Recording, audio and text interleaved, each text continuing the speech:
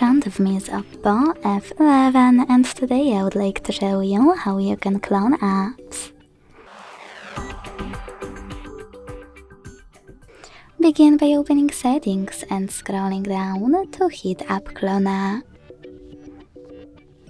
Then tap on one of your apps you wish to clone and hit gray switcher next to Clone App. Following that, select Rename App Clone. Over here, change its name and hit Save. As you can see, after that, my app was successfully cloned. Thanks so much for watching. If you enjoyed this video, don't forget to leave a like, comment and subscribe. Bye!